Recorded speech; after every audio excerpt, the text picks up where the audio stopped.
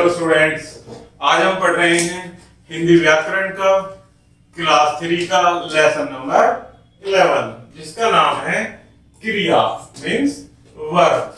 तो आइए प्यारे बच्चों शुरू करते हैं।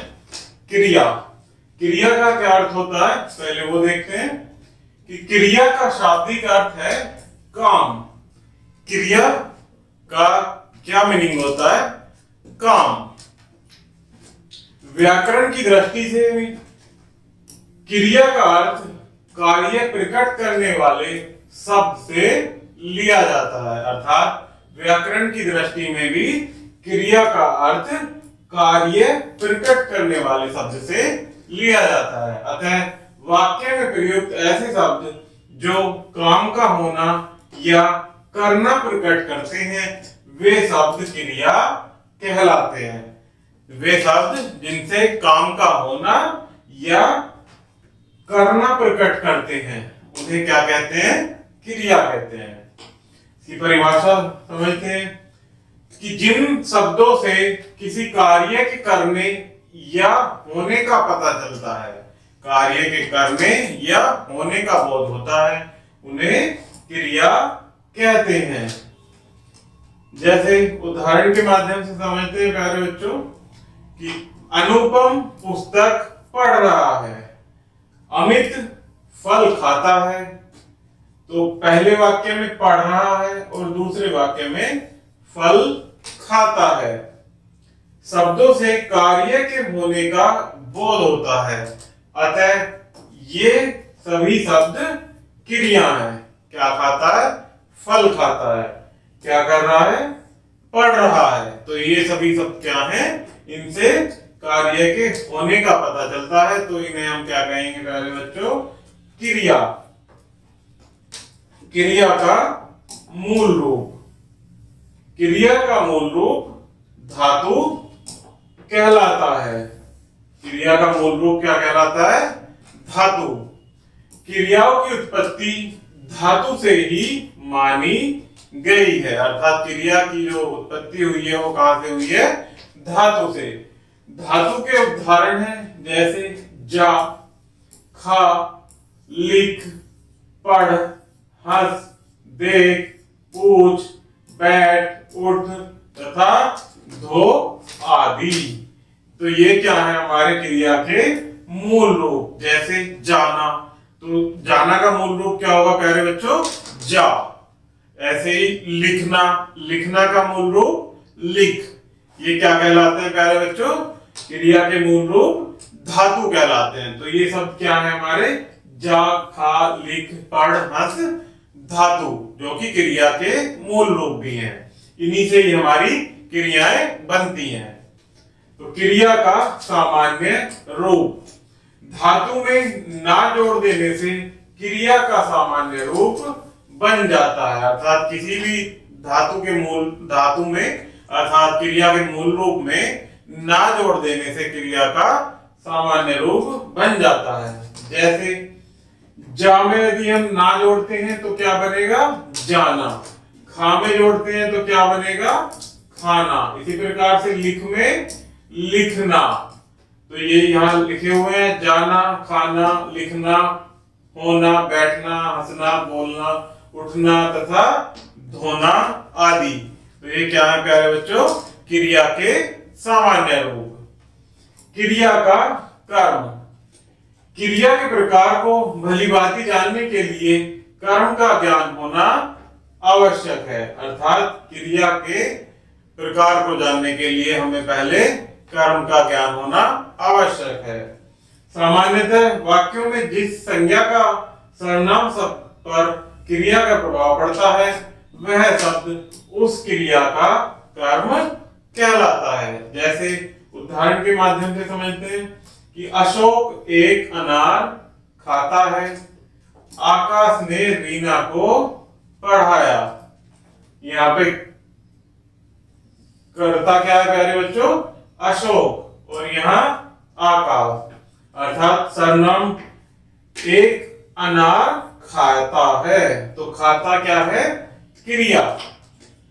और यहाँ पढ़ाया, हमने अभी यहाँ पर पढ़ा था कि ये क्या होता है? पढ़।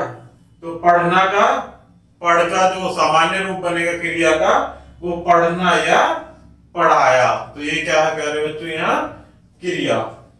क्रिया के प्रकार। सामान्यतः कर्म के आधार पर क्रिया दो प्रकार की होती है जो निम्नलिखित है। इसके आधार पर प्यारे बच्चों, कर्म के आधार पर क्रिया के दो भेद होते हैं। इसमें पहला होता है सकर्मक क्रिया। तो इसकी परिभाषा से समझते हैं बच्चों कि जिस क्रिया के साथ उसका कर्म हो उसे सकर्मक क्रिया कहते हैं। अर्थात जिस क्रिया के साथ उसका कर्म भी हो उसे क्या कहते हैं, सकर्मक क्रिया। जैसे अभिनव रोटी खा रहा है। क्या खा रहा है, रोटी खा रहा है, खा रहा है। ये क्या है प्यारे बच्चों, क्रिया शब्द। उसका कर्म क्या है, रोटी। रोटी को खाना क्या है, कर्म। तो ये कैसी क्रिया हो गई हमारी, सकर्मक क्रिया। इसी प्रकार से ऊपर वाक्य में खा रहा है क्रिया है, इसके साथ ही उसका कर्म रोटी भी लगा हुआ है। अतः खाने का प्रभाव रोटी पर पड़ रहा है, इसलिए यह सकर्मक क्रिया है। तो मैंने आपको पहले ही बताया कि खाना क्या है, खा रहा है, वो क्या है, सकर्मक क्रिया, क्योंकि उसके साथ में उसका कर्म रोटी भी दिया गया है। नेक्स्ट होता है कर्म के आधार पर क्रिया के दो भेद बताए थे। पहला सकर्मक और दूसरा अकर्मक। तो अकर्मक की परिभाषा के साथ हम समझते हैं, जिन क्रियाओं का प्रभाव कर्ता पर पड़े उन्हें अकर्मक क्रिया कहते हैं। अर्थात जिन क्रियाओं का प्रभाव सीधा कर्ता पर पड़े उन्हें क्या कहते हैं, अकर्मक क्रिया। जैसे मंजू नाच रही है। मंजू क्या कर रही है, नाच रही है। तो क्रिया का प्रभाव सीधा किस पर पड़ रहा है प्यारे बच्चों, कर्ता पर। कौन नाच रही है, मंजू। तो ये क्या है, अकर्मक क्रिया। अजय रो रहा है तथा विजय हंस रहा है। कौन हंस रहा है, विजय। उपयुक्त वाक्य में जो क्रियाएं हैं उनका प्रभाव कर्ता पर ही पड़ता है जिनमें कोई कर्म नहीं है।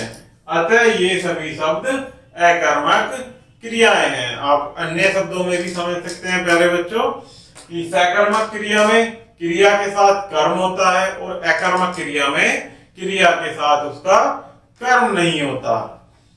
तो इस प्रकार से हमने सकर्मक और अकर्मक क्रियाएं पढ़ी प्यारे बच्चों। में क्रिया के उपयुक्त दो प्रकार के अतिरिक्त कुछ अन्य प्रकार की हैं जिनका वर्णन नीचे दिया गया है। तो अन्य क्रिया कौन कौन सी होती है प्यारे बच्चों, एक बार उन्हें भी हम पढ़ते हैं। इसमें पहला है प्रेरणार्थक क्रिया। जिस क्रिया को कर्ता स्वयं नहीं करके किसी दूसरे से करवाता है, अर्थात जिस क्रिया को कर्ता स्वयं न करके किसी अन्य से करवाता है या उसे करने के लिए प्रेरित करता है, तो उसे प्रेरणार्थक क्रिया कहते हैं। अर्थात किसी से अन्य से करवाना या उसे करने के लिए प्रेरित करना, तो उसे क्या कहते हैं, प्रेरणार्थक क्रिया। जैसे कटवाना, कराना तथा लिखवाना आदि। जब हम बोल रहे हैं कि लिखवाना, कटवाना, तो ये हम खुद तो करेंगे नहीं, तो किसी अन्य से ही करवाएंगे या उसे करवाने के लिए प्रेरित करेंगे। तो ऐसे शब्दों को क्या कहते हैं प्यारे बच्चों, प्रेरणार्थक क्रिया। नेक्स्ट है द्विकर्मक क्रिया। कुछ क्रियाओं के दो कर्म होते हैं उन्हें द्विकर्मक क्रिया कहते हैं। अर्थात जिन क्रियाओं के दो कर्म होते हैं उन्हें द्विकर्मक क्रिया कहते हैं। जैसे मैं प्रमोद को व्याकरण पढ़ाता हूं, कि मैं प्रमोद को व्याकरण पढ़ाता हूं। तो इस वाक्य में पढ़ना क्रिया के दो कर्म हैं। क्रिया क्या है प्यारे बच्चों, इसमें पढ़ाता हूं अर्थात पढ़ना। तो क्रिया के दो भेद कौन कौन से हैं, प्रमोद और व्याकरण। क्रिया के दो कर्म कौन कौन से हैं? प्रमोद और व्याकरण। प्रमोद को व्याकरण पढ़ाता हूं। तो यहां पढ़ना क्रिया क्या हुई? द्विकर्मक क्रिया, क्योंकि इसके दो कर्म हैं। क्रिया के जहां दो कर्म होंगे उसे क्या कहेंगे? द्विकर्मक क्रिया।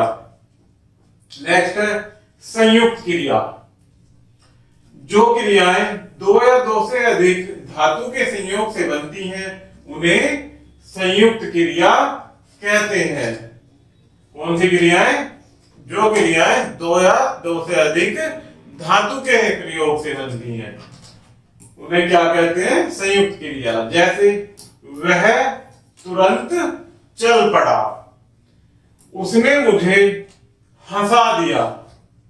अर्थात यहां क्या है? ये संयुक्त क्रियाएं। नेक्स्ट होती है प्यारे बच्चों सहायक क्रिया। जो क्रियाएं किसी वाक्य की मुख्य क्रिया के रूप को पूरा करने में सहायक होती है उन्हें सहायक क्रिया कहते हैं। जैसे है, था, हुए, थे, तथा, रहे थे आदि। ये क्या है प्यारे बच्चों? सहायक क्रियाएं। नेक्स्ट आता है नामबोधक क्रिया। संज्ञा या विशेषण के साथ क्रिया जोड़ने से जो संयुक्त क्रिया बनती है उसे नामबोधक क्रिया कहते हैं। अर्थात संज्ञा या विशेषण के साथ क्रिया जोड़ने से, संज्ञा या विशेषण के साथ किसी हम संज्ञा शब्द या विशेषण शब्द के साथ जब क्रिया जोड़ते हैं तो उसे क्या कहते हैं? नामबोधक क्रिया। जैसे भस्म करना, दुखी करना। भस्म क्या है प्यारे बच्चों? संज्ञा। दुखी करना, निराश होना। जब हम संज्ञा विशेषण के साथ क्रिया जोड़ते हैं कर, दुखी क्या है? विशेषण, और भस्म क्या है? संज्ञा। तो इनके साथ हम क्या जोड़ रहे हैं? क्रिया। क्रिया क्या है यहाँ पर? करना, और यहाँ दुखी करना में करना। ये दोनों जगह क्रिया करना है तो इनके साथ हम एक जगह संज्ञा और एक जगह पर विशेषण जोड़ रहे हैं तो ये क्या हो जाएंगी? हमारी नामबोधक क्रियाएं। नेक्स्ट है पूर्वकालिक क्रिया।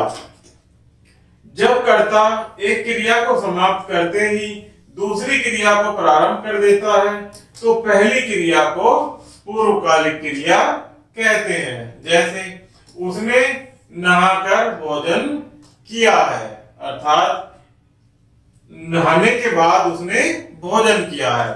जैसे पहले वो नहाया और उसके बाद उसने भोजन किया है तो नहाने को क्या कहेंगे? पूर्वकालिक क्रिया। सकर्मक तथा अकर्मक क्रियाओं की पहचान। सकर्मक और अकर्मक क्रियाओं की पहचान कैसे करते हैं प्यारे बच्चों? वाक्य में किसको अथवा क्यों, जब कोई हमें वाक्य दिया गया है और उसमें हमसे पूछा जाएगा कि इसमें सकर्मक और अकर्मक क्रिया क्या है तो हम कैसे पता करेंगे कि उस वाक्य में किसको अथवा क्यों। प्रश्नों का उत्तर मिल जाने पर समझना चाहिए कि वाक्य की क्रिया सकर्मक है। क्या है? वाक्य की क्रिया सकर्मक है जब उसमें किसको अथवा क्यों पता चल जाए। तो क्या होता है? अगर दोनों का उत्तर मिल रहा है तो वह क्रिया क्या है? सकर्मक। अन्यथा अकर्मक होगी। यदि किसको और क्यों का उत्तर नहीं मिलेगा तो वह क्रिया क्या होगी प्यारे बच्चों? अकर्मक। परंतु इस बात का ध्यान अवश्य रखना चाहिए कि उत्तर देने वाले शब्द के साथ कर्ण कारक की विभक्ति को भी दी होनी चाहिए या वह छुपी हुई अवश्य होनी चाहिए। अर्थात अकर्मक में यह भी ध्यान रखना है कि उसके साथ कर्ण कारक की विभक्ति को भी दी होनी चाहिए या वह छुपी हुई हो। जैसे उदाहरण के माध्यम से देखते हैं, प्रियंका पुस्तक पढ़ती है तो प्रश्न हम पूछेंगे कि क्या पढ़ती है? उत्तर में आएगा पुस्तक को पढ़ती है। क्या पढ़ती है? पुस्तक। तो प्यारे बच्चों, अभी जो लाइन मैंने आपको समझाई कि इसके साथ में कर्ण कारक की विभक्ति या तो दी गई हो या छुपी हुई होनी आवश्यक है। तो जब हम ये क्वेश्चन करते हैं, प्रश्न करते हैं कि क्या पढ़ती है, पुस्तक पढ़ती है, तो उसको हम क्या कह सकते हैं, पुस्तक को पढ़ती है। किसको पढ़ती है, पुस्तक को। तो ये यहाँ पर को कर्म कारण की विभक्ति छिपी हुई है, तो ये क्या हो गया हमारा, ये अकर्मक क्रिया, अर्थात पुस्तक को पढ़ती है। इसी तो यहाँ पे देखते हैं पुस्तक के साथ को विभक्ति छिपी हुई है, अतः पढ़ती है सकर्मक क्रिया है। क्या है, पुस्तक को पढ़ती है सकर्मक क्रिया है। उदाहरण नेक्स्ट के माध्यम से पढ़ते हैं कि चिंटू खेलता है। हम पूछते हैं इसमें किसको खेलता है, कोई जवाब नहीं मिल रहा है। चिंटू खेलता है, नहीं, कोई उत्तर नहीं मिल रहा है। जब प्रश्न पूछते हैं क्या खेलता है, तब भी कोई उत्तर नहीं मिल रहा। किसको खेलता है या क्या खेलता है, कोई उत्तर नहीं मिल रहा। तो यहाँ ऐसे स्थान पर क्या होगा कि वह अकर्मक क्रिया होगी। और नेक्स्ट पहचान क्या बताई थी कि को विभक्ति भी होनी आवश्यक है या वो छुपी हुई हो। तो यहाँ पर को विभक्ति भी नहीं आ रही, तो वह क्या आएगा, केवल खेलता है। तो यहाँ क्या होगी प्यारे बच्चों, अकर्मक क्रिया।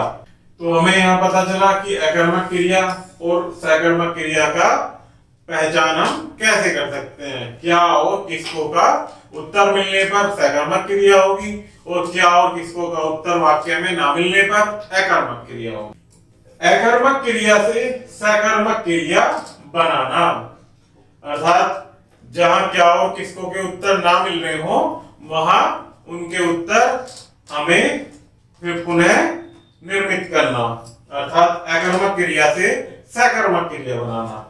कैसे बनाते हैं कि जब कोई भी क्रिया सदैव न तो अकर्मक होती है, कोई भी क्रिया सदैव न तो अकर्मक होती है और न ही सकर्मक होती है, यह तो उस क्रिया के वाक्य के प्रयोग पर निर्भर करता है कि एक ही क्रिया को अकर्मक क्रिया तथा सकर्मक क्रिया दोनों ही रूप में प्रयोग किया जा सकता है।